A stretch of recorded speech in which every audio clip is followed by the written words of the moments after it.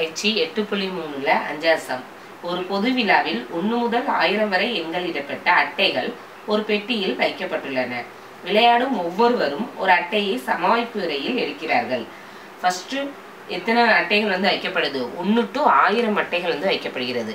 அப்போ n of sங்கிறது நம்ம என்னன்னு போடணும்? 1000. 1லேருந்து 1000 வரதானே இருக்கு. இப்போ n of s மொத்தமாக அதில் எத்தனை அட்டைகள் இருக்கு? 1000 அட்டைகள் இருக்கு. அதிலிருந்து ஒரு அட்டையை வந்து சமவாய்ப்பு முறையில் எடுக்க போகிறோம். எடுத்த அட்டை திரும்ப வைக்கப்படவில்லை. தேர்ந்தெடுக்கப்பட்ட அட்டையில் எண் 500ஐ விட அதிகமாக உள்ள வர்க்க எண் இருந்தால் நம்ம ஒரு அட்டை தேர்ந்தெடுக்க போகிறோம். அந்த அட்டை தேர்ந்தெடுக்கப்பட்ட அட்டை வந்து எப்படி இருக்கணும் அப்படின்னா 500ஐ விட அதிகமாக உள்ள வர்க்க எண். 500ஐ விட எப்படி இருக்கணும்? அதிகமாக இருக்கக்கூடிய வர்க்க எண்ணாக இருக்கணும். இருந்துச்சுன்னா அவர் வெற்றிக்கான பரிசை பெறுவார். முதலில் விளையாடுபவர் பரிசு பெற. ஃபர்ஸ்ட் ஒன் வந்து முதலில் விளையாடுபவர் பரிசு பெற. ரெண்டாவது முதலாமவர் வெற்றி பெற்ற பிறகு இரண்டாவதாக விளையாடுபவர் வெற்றி பெற. ஐய நிகழ்ச்சிக்கான நிகழ்தகவை காண்க அப்படின்னு கொடுத்துருக்காங்க. ஃபர்ஸ்ட் முதல்ல இருக்கக்கூடிய விளையாடக்கூடிய நிகழ்தகவு என்ன அப்படிங்கிறத ஃபர்ஸ்ட் என்ன செய்வோம்? கண்டுபிடிச்சிக்கோ. ஃபர்ஸ்ட் என்ன ஏக்கான நிகழ்ச்சி என்னன்னு கண்டுபிடிப்போம். ஏக்கான நிகழ்ச்சி என்ன அப்படிங்கிறது என்ன அப்படின்னா ஏங்க நிகழ்ச்சி என்னது? வர்க்க எண் வந்து எப்படி இருக்கணும்? 500ஐ விட அதிகமாக உள்ள வர்க்க எண்கான நிகழ்ச்சி.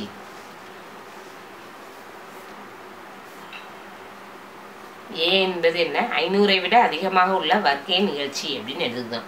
500ஐ விட அதிகமாக உள்ள வர்க்க எண் நிகழ்ச்சி என்ன வரும் பாருங்க. 20 எடுத்தோம்னா 400 வரும். 21 எடுத்தா 21 எடுத்தோம்னா 441 வரும். 22 எடுத்தோம் அப்படின்னா 500க்கு மேலே வருமா? வராது. 484 வருது. அப்போ கண்டிப்பாக எது வரும்? 23 ஸ்கொயருங்கிறது 500க்கு மேலே உள்ள வர்க்க எண் ஆகும். அடுத்து 24 ஸ்கொயர் நம்மளுக்கு 30 வரை தெரியும். 30 900 தெரியும். ஆனால் 30 வரை போட்டுக்கிடுவோம். 25 ஸ்கொயர் 26 ஸ்கொயர் இது எல்லாமே 500க்கும் 1000த்துக்கும் இடையில உள்ள வர்க்க எண்.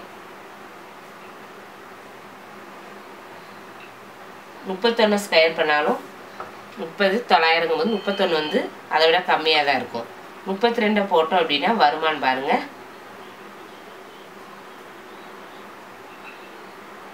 வராது. 1000த்துக்கு மேலே இருக்கு. அப்போ 500ஐ விட அதிகமாக உள்ள வர்க்க எண் நிகழ்ச்சி. நம்மளுக்கு மொத்தம் 1000 தான் அட்டை இருக்கு. அதனால 500க்கும் 1000த்துக்கு இடையில இருக்கக்கூடிய வர்க்க எண் நிகழ்ச்சி வந்து 23 ஸ்கொயர்லேருந்து 31 ஸ்கொயர் வரை இருக்கு. அப்போ n of ஏங்கிறது எத்தனை இருக்குன்னு பாருங்க. 1 2 3 4 5 6 7 8 9 மொத்தம் எத்தனை நிகழ்ச்சி இருக்கு? 9 நிகழ்ச்சி இருக்கு.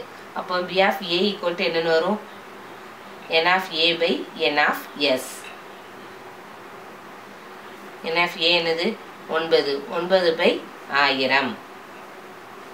நமக்கு என்ன கேட்காங்க அப்படின்னா முதலில் விளையாடுபவர் பரிசு பெறுவதற்கான நிகழ்தகவு. முதலில் விளையாடுபவர் பரிசு பெறுவதற்கான நிகழ்தகவு தான் என்னது? 9 by 1000. அடுத்து செகண்ட் வந்து என்ன கேட்காங்க அப்படின்னா முதலாமவர் வெற்றி பெற்ற பிறகு இரண்டாவதாக விளையாடுபவர் வெற்றி பெறுவதற்கான நிகழ்ச்சிங்க. முதல்ல இருக்க 9 பேர்ல ஒருத்தவங்க வந்து வெற்றி பெற்றுட்டாங்க. அப்போ அதுக்கடுத்து மீதி இருக்கவங்க எத்தனை பேர் இருப்பாங்க? இந்த 9ல் ஒருத்தவங்க வெற்றி பெற்றுட்டாங்க. அப்போ அது போக மீதி எத்தனை பேர் இருப்பாங்கன்னு சொல்லுங்க. மீதி எத்தனை பேர் இருப்பாங்க? 8 பேர் இருப்பாங்க. அப்போ என்ன வரும்? 8 by b of a. இதை bன்னு எடுத்துக்குவோம்.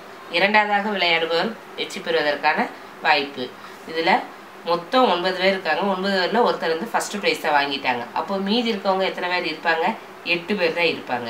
இந்த 1000ல் ஃபர்ஸ்ட் ப்ரைஸ் வாங்கினவே ஒருத்தி போயிட்டான். அதுபோக அப்போ மீதி எத்தனை பேர் இருப்பான்? 999 பேர் தானே இருப்பான். அப்போ இரண்டாவதாக வெற்றி பெறுபவர்களோட நிகழ்வு வந்து என்னது? 8 by 999.